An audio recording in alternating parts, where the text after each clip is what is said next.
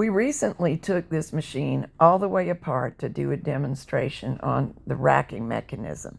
In case that interests you, we will place a link in the program notes.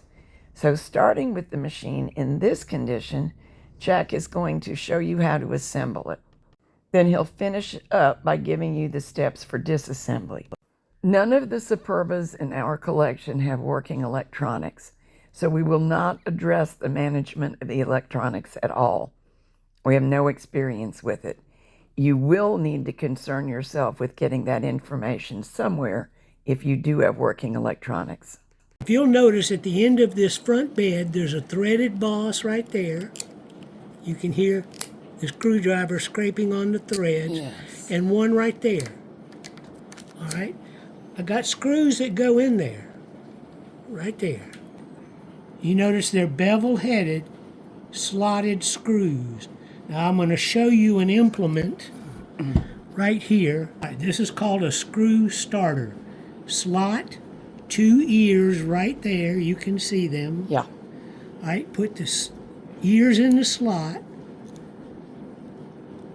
As you said, put the ears in the slot. Yeah, I know it's a lot easier when I can lift it up and look at it. Now when you press, you heard that little click. Yes. The stop went into that slot right there, but the screw is now trapped. The reason I'm showing you this is because we're going to right over here and notice that to put this screw into the bed, you have to go all the way through this double hole in this. Right? Uh-huh. Now, to do the top one, you got to get it all the way up, and you got to go through there to do that. So that's the reason this screw starter is going to be very handy for putting the front bed on, because the front bed's going to go on this way. It's going to line up right there, and then you have to start that screw. So with this, I can go all the way through the bottom and start it. When I get up here, I can just use my small flat tip screwdriver and start it. But that's how you're going to do that. We had this bed all apart. We had this complete brace end and the other brace end off, the connecting bar between them out, and the circlips on either end of this bar out, because we were trying to get to the back side of the racking mechanism to show someone where the ball and spring went to do that. But this is all you need to do to clean this bed thoroughly. You see, you can get your needles out. Or if you had a broken bed and we're taking 2 machines apart to make one good one out of 2 raggedy ones. That's true. That's true. Mix and match. I love it. Now, the back bed, this comes off with 2 screws on each end right there. There's one, there's one. They're slotted screws. And again, inside of this piece here where my thumb is, and right in there are threaded bosses to accept these screws. Now, they're not run in, and the reason they're not is, look right here on the base. There's a slot here and a slot here for these 2 screws. Point to them again, I was too slow. These 2 screws. Right. And you'll notice there is a hipped screw right here, and it's just sitting in there loosely. And I say hipped because there's a wide spot right there where the blade is. That's wider than the threads, but smaller than the top. And it goes right here. So what we're going to do is set these 2 screws into these 2 slots. Then we're going to rotate it till this screw drops into that slot. And that's how you mount the rear bed on the base mechanism. Now, if you want to clean this rear bed, yes, back these 2 screws out. Hold on, I'll do the work. And the 2 on this end, and you leave these hipped screws just backed out till there's no thread on this side where my thumb is. But if you take these 2 out, and you take these 2 out, then this piece it's actually fitted in on this edge. So when you get those out, you got to lift and slide that way, and that will bring it out. And to put it back, you match this green edge up catch up to you. There you go. See, the silver edge slots into the green. It'll become obvious when you try to lift it off, it won't. It'll rotate up and then you can slide it out. But I'm going to leave those 4 screws and this hip screw just like it is till I get it mounted on the base. We're going to try and mount this rear bed onto the base carriage without me being able to see what I'm doing. You mean the base structure, because we use carriage to mean the part that... Okay, yeah. This is the part of the machine that is the base that bolts down to the table. Yeah, and when we say carriage, we mean what Superba manuals call the sled, which Right. is adorable, but the part that moves to and fro carrying the yarn. Right.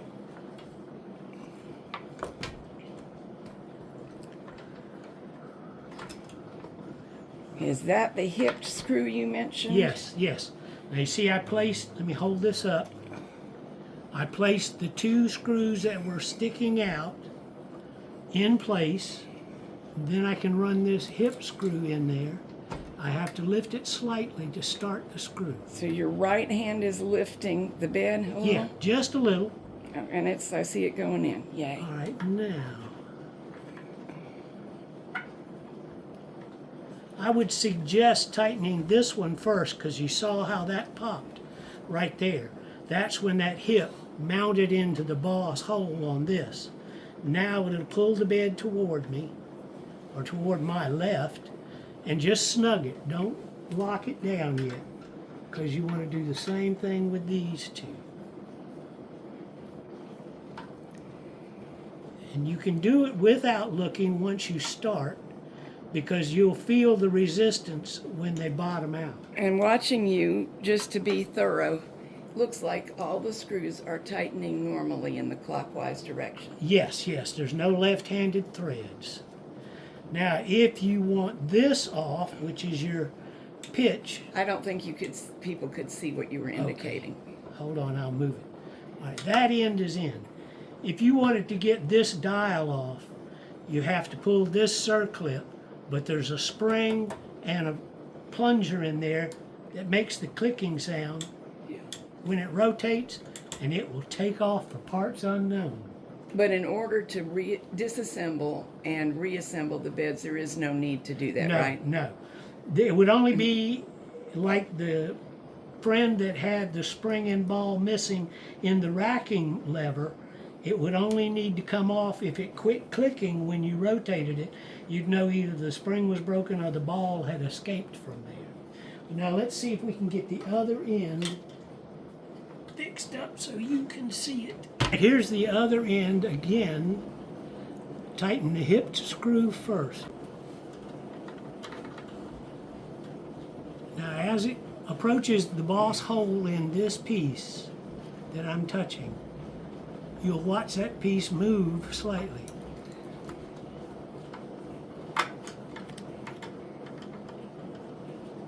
And now that's snugged up, just firm. We'll go back and tighten everything up. And we go down to the bottom.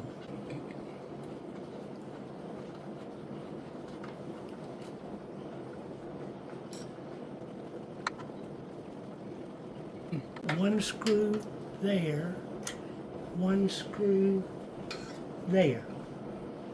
2 silver-headed screws on the black. Okay, I see the second one now. And then the hip screw is right there. Show us again. Right there. Okie dokie.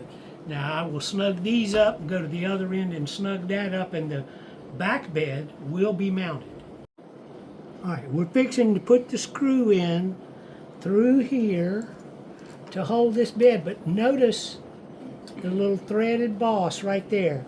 You want to try to visually line it up so it's adjacent to the hole, so you can find it easily when you go in.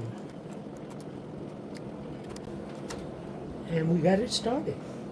So we have to do the same thing on the other end.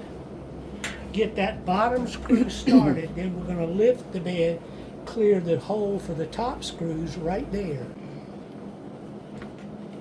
This rod and gear And if you'll see on the other end, there's another gear on the other end of the rod. They're knurled into each other, but this piece floats. Once you get the bed bolted up, it can't go anywhere. The bed holds it in place. But every time you turn around, if you bump this rod and gear falls out. So what I've done is put a pair of needle nose locking pliers right there till I get my bed started in. Then I know this is not going to slide and drop the rod, which it's done twice now.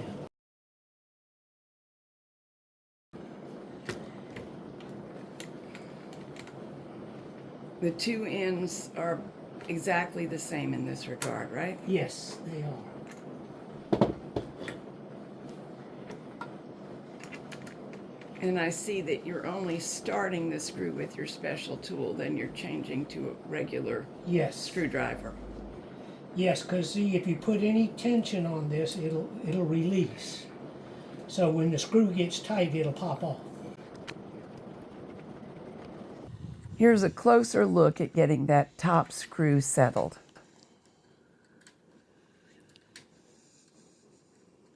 It's tricky, but it can be done. Yeah.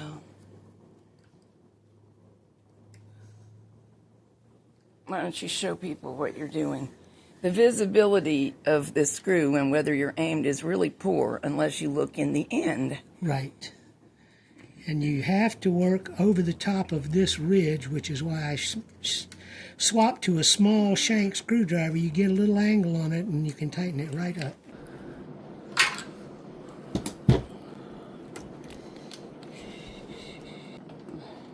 There you go. You're doing the top screw now. Yes, I'm attempting.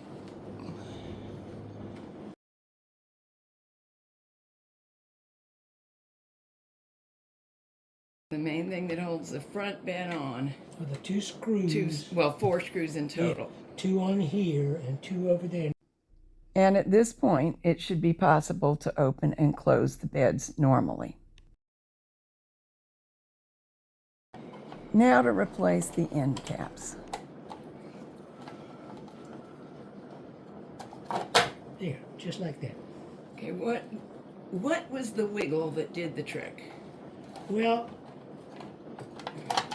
see there's a lip right here, Yes. and that has to pass over this edge right here. Uh-huh.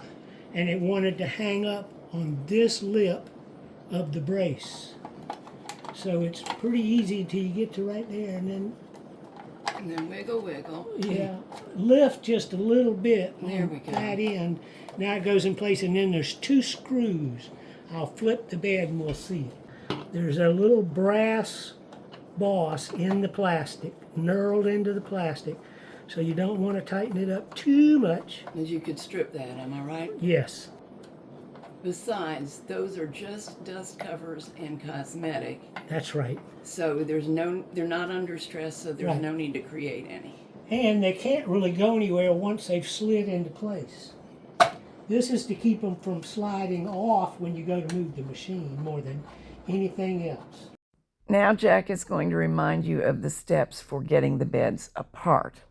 We take these two screws on this end, same two screws on the other end. Now the plastic caps have to come off first, but then this bed just lifts out. The thing to be careful of is that geared rod. If this floating end moves, it'll drop out. You can put it right back in, but that's what you look out for. With these end caps off, you'll know to look for two silver screws at the bottom and one hipped black-headed screw larger than those at the top, because remember, we dropped it into place, put the hipped screw in, and then when we tightened them up, that's what set the distance between the two beds. Okay, it's back together. Let's make sure it knits. I'm moving very gently at first, just in case of any problems. And we're knitting some 1x1 ribbing, and it's going great. Now let's transfer all the stitches to the back bed and try some stockinette. In my Facebook Superba group, the question came up as to whether it's relatively easy to get the beds separated and reassembled and properly aligned. Jack's answer is yes, because there is not a lot of alignment in question. The beds fit together in a specific way and alignment is automatic. I was using a hard twist dress yarn. Let's switch to a sock yarn and see how it performs. The ribbing is perfect. When I get to the stockinette, it's immediately obvious that I have a needle that needs changing, but that's a completely separate issue and easily fixed. Fabric is nice. The machine ran beautifully. So reassembly is a success.